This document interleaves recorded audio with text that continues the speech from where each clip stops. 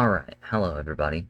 So today, um, I'm just gonna share some posts that I did on X a week, about a week ago, some of them maybe a little bit more. But these have to do with three novels that I'm writing currently.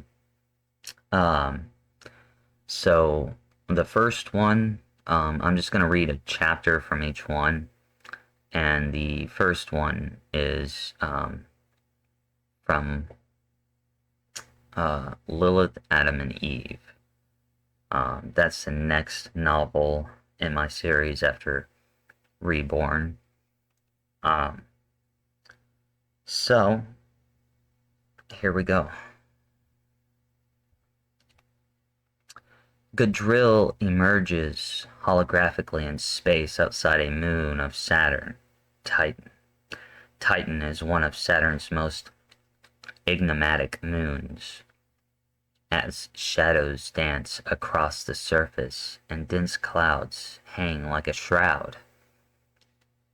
I remember in the days of Saturn, he reflects with a tinge of um, nostalgia, when the purple and Luciferian kingdoms harness Titan's rich resources. Its hydrocarbons and hidden materials, a treasure trove for our endeavors. After spending some time reminiscing about Titan, Gadriel tilts his head upward, gazing at the majestic rings of Saturn against the vast cosmic canvas. Saturn, the gateway to heaven, he shouts, feeling a rush of determination and excitement to have a conversation with Yebadeoth.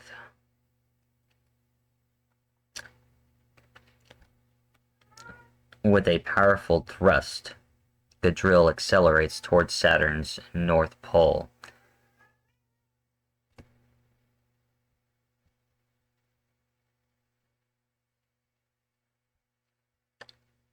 Um, as Gadriel enters the headquarters, he pauses to reflect and absorb the surroundings. A sense of familiarity brushes over him.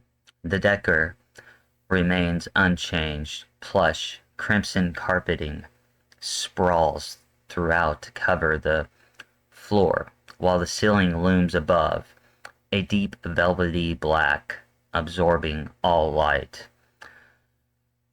The combined flooring and ceiling give the place dark red lighting. In the dimly lit dark red light surrounds this single room as 6 screens shimmer softly, but only one glows with activity. The Black Knight satellite is operational, Gadriel observes, his eyes narrowing as they fixate on the image of Titan flickering on the screen. Leaning closer, he zooms in to catch the scene unfolding in Eden. Incredible. I can see and hear Enki, Adam, and Sophia. Don't worry, brother. A delightful, don't worry. That shouldn't be brother, but a delightful surprise awaits when I activate different personalities of Sophia. Ha ha ha, his laughter echoes laced with mischief. In that exact moment, Yevadeoth appears in his headquarters, radiating undeniable authority. I'm glad you made it here, Gadriel, he intones, his voice an unsettling blend of warmth and menace. How do you like this place? Gadriel answers, I do not see many changes, so I still appreciate this place from the last time I saw it. Yevadeoth smirks, his expression darkening. Well, I despise this place. I prefer the tranquility of my heaven. This reality has been created too many times, and yet we remain ensnared in search of the convergence. I've been separated from the light for far too long. I need to challenge the Creator. so that I can take our place as the only architects of existence. I abhor this place. It seems fake and plastic. It's artificially suffocating. I need to make some edits, but I will do that in time. Gadriel contemplates Yevadeev's words, shrugging slightly. I do not perceive it as fake, but my perspective is limited. With a predatory gleam in his eyes, Yevadeev beckons, Are you ready to enter my heavenly abode? Of course, my god, Gadriel responds with eager anticipation. Yevadeev creates a shield around Gadriel. You need this shield to survive in my heaven. It will protect you from the weight of this celestial realm. In an electrifying surge, Yevadeev propels him and Gadriel upward through a luminous vortex in the heart of Yevadeev's headquarters, ascending from the material plane to the ethereal expanse of Yevadeev's heavenly abode. Once Gadriel arrives and witnesses Yevadeev's heaven, he laughs. And you think the material plane looks fake? Okay, so that's one. I got two more. Alright, and so this novel will come after Lilith, Adam and Eve, and I'm currently writing it too.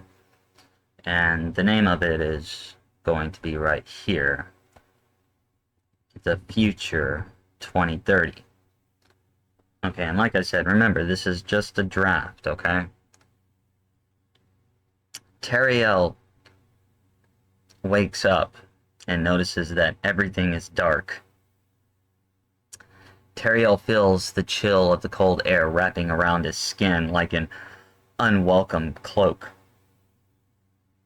As he begins to walk around in confusion, he stumbles and collides with an unseen object and mutters, I wish the lights would turn on.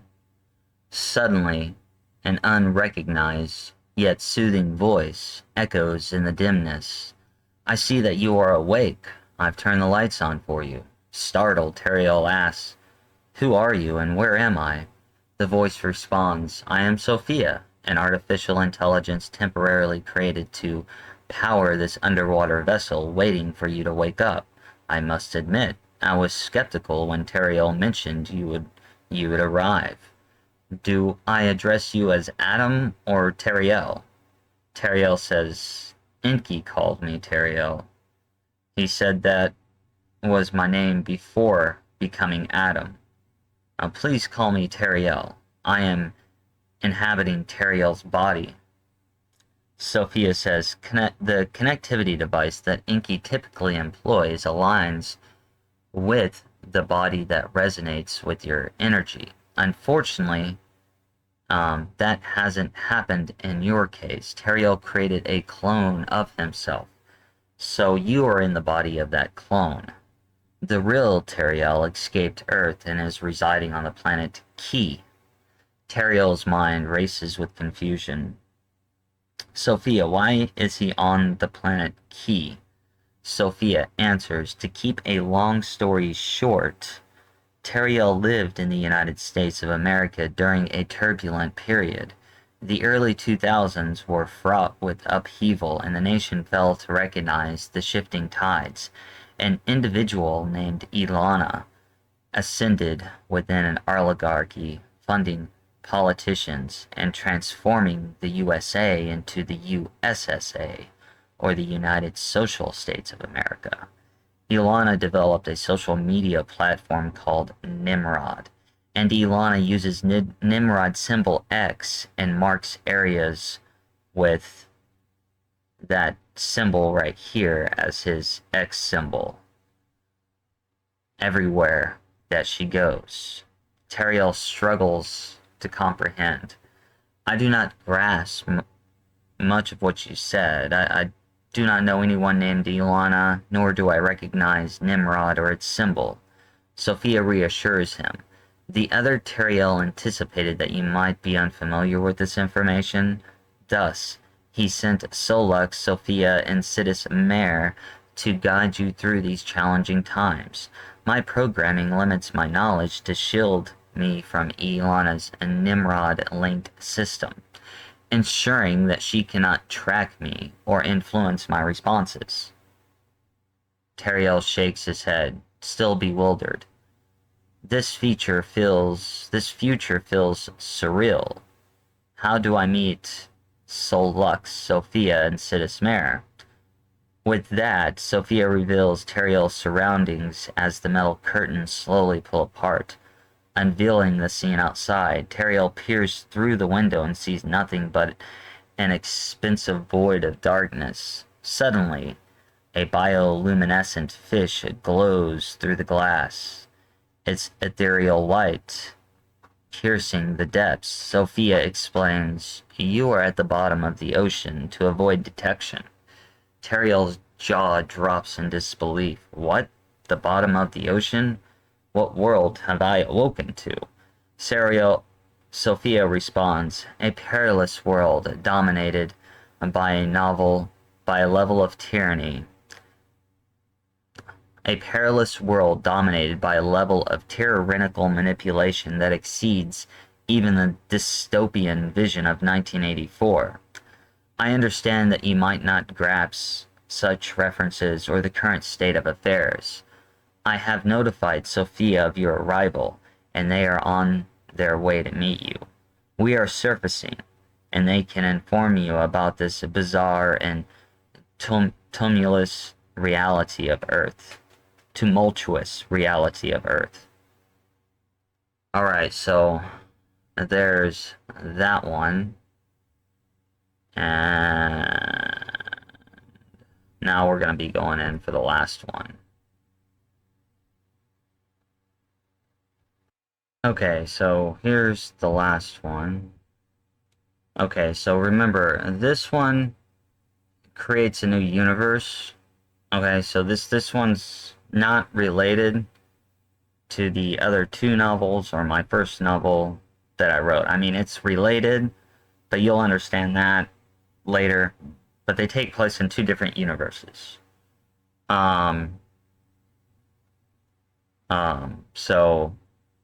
And remember, this is just a draft. Okay, so edits will come. But so, the novel title for this one is Searching for Tartaria. Ring, ring, ring. The shrill sound of the phone echoes through the dimly lit room as a wary Hermes awakes from a deep slumber. With a groggy and raspy voice, Hermes mutters, "Hello. Who in the world is calling me at 5 o'clock in the morning?" "I sincerely apologize for the early disturbance," responds the voice on the other end, smooth yet urgent. "I am an attorney representing your friend, Thomas Ballow. According to his will, Dr. Ballow made specific instructions for you to transport his body in a boat to the North Pole." Hermes' heart races as he processes the information. His eyes shoot wide open, suddenly alert. Wait, his will? Did Dr. Ballow die? His voice catches on the words, disbelief curling around each syllable. "Yes, I'm afraid it is true. Dr. Ballow passed away unexpectedly," the attorney replies, his tone filled with a hint of regret. "I do not have much time to elaborate, so please listen carefully. Attend his funeral and afterward make your way from Austin to Houston. I will meet you at the port of Houston. I have a boat, and I will take you to the North Pole. Dr. Ballow has requested that you take him there. I am unable to provide further details until we are safely on board. Once the journey begins to the North Pole, I will explain everything. Someone will contact you at the funeral and give you a picture of the boat. Goodbye and Godspeed." Still reeling back from the shock, Hermes stammers, This is insane. Fuck. I need coffee. What the fuck is going on, and what fucking dream did I have last night? I guess it is true what they say about Austin. It keeps things weird. Hermes drags himself out of bed and heads to the kitchen. He brews a strong cup of coffee, adding a heaping teaspoon of butter, hoping the concoction will provide the jolt he so desperately needs. He steps outside into the cool morning air, reaching for a deep state cigarette tucked in his pocket. Lighting it, he takes a contemplative sip of his coffee, feeling the warmth spread through him. Wake up, brain. A lot of crazy shit just recently happened. As he stands on his porch, taking a moment to gather his swirling thoughts, Hermes recalls his strange dream from the night before. I was in some sort of metal vault, he mutters, furrowing his brow.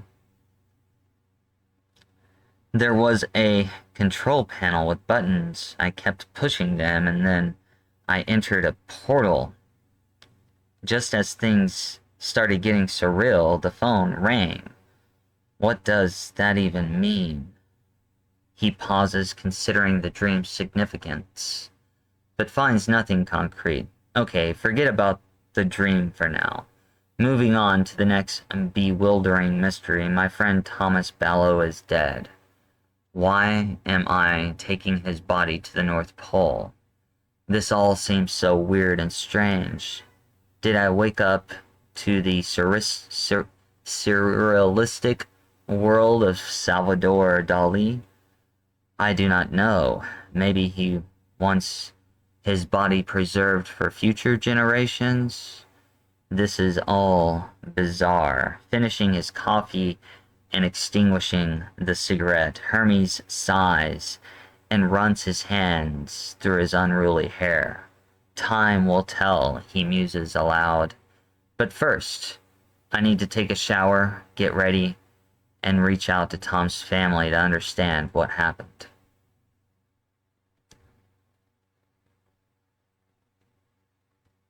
Okay, so there we go. Just so you know, that is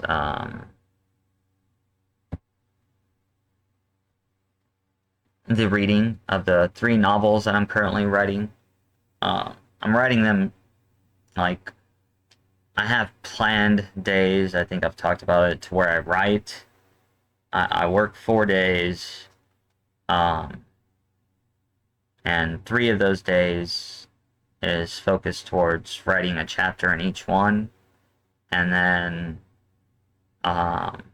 until I feel like I'm to a point where I just want to focus on Lilith, Adam, and Eve. I guess it helps my creativity to write it all at the same time. That I have it all in my head and I need to get it out. I've been planning this since 2013, really, but it didn't really start all really jolting together until about 2018. Then I was in my doctorate courses, and writing a dissertation and a novel at the same time was too much. So at that time I had to give up writing on the novel and focus on the dissertation. But anyway, I'm full activated in writing, and I just love to write. So I mean, but anyway, so that's what I'm working on currently. You know, as time goes, I might do another sample. Sometimes it may not be a full chapter. I just wanted to provide that at the moment. But I like to engage with you guys. So that's why I'll show you what I'm working on, but I won't reveal the whole thing. But it's just my way of connecting with you.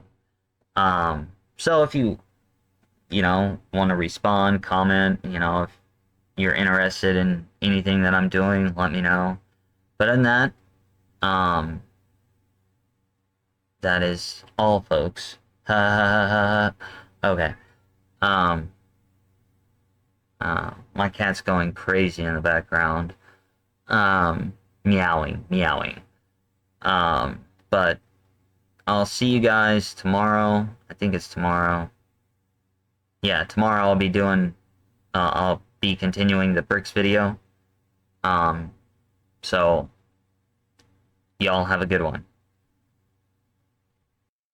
And this has been a Trump and Elon probably will not save America production. Remember, Trump and Elon probably will not save America production. Remember, Trump and Elon may not save America production.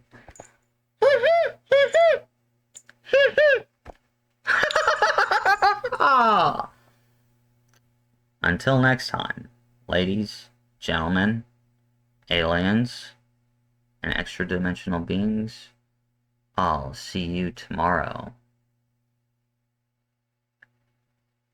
Bye-bye.